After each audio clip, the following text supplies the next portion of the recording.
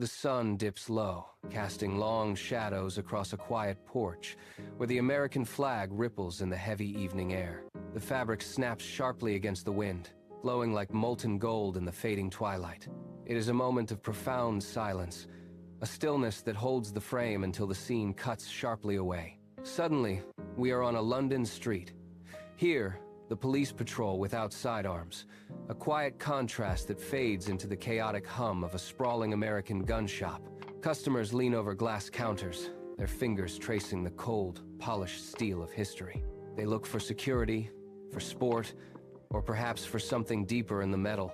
At a sun-drenched shooting range, a shooter takes a breath and exhales slowly, finding the center of the world. He squeezes the trigger. A brass casing ejects, spinning in slow motion through a cloud of gray smoke, catching the light like a falling spark. This is the precision of the modern age, the rhythmic sound of metal on metal. But the timeline pivots, pulling us back to the dense, untamed forests of the 1700s. A settler grips a long rifle, his eyes scanning the canopy for threats or food. The air is different here. It is the scent of survival, where the rifle was as essential as the plow. The scene blurs into a dust-choked western town.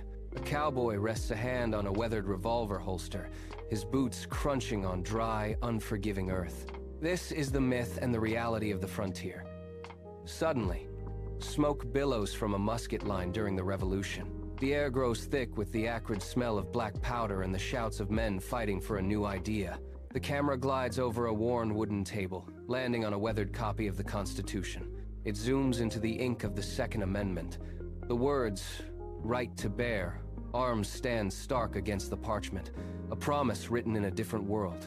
This is the anchor of the American soul, a sentence that has echoed through centuries, evolving from a tool of revolution to a symbol of personal liberty. We see the hunter trekking through frost-covered forests at dawn, seeking sustenance just as his ancestors did. We see the teenager in a competitive arena, clearing targets with rhythmic precision. These are the threads of the same cloth, woven into the fabric of a nation that defines itself through the steel it carries. The tone shifts to the heavy quiet of a suburban home at night. Guns are common in the US. It is a silence born of vigilance. But outside, the atmosphere turns heavy, with a different kind of sound. A montage of protests flickers on a screen. Placards rise into the air like a forest of grievances. Faces are etched with frustration, anger, and deep grief.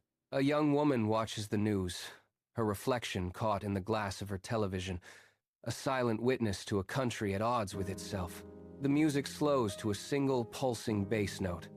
A man sits alone at a kitchen table, his hands clasped tight, staring at the wall. The weight of the national debate hangs in the room like a physical presence. There are no easy answers here, only the heavy burden of history. The final frame returns to the flag. It is now draped in the deep blues of dusk, waving slowly as the light vanishes. The stars and stripes fade into a cinematic black, leaving only the memory of the wind.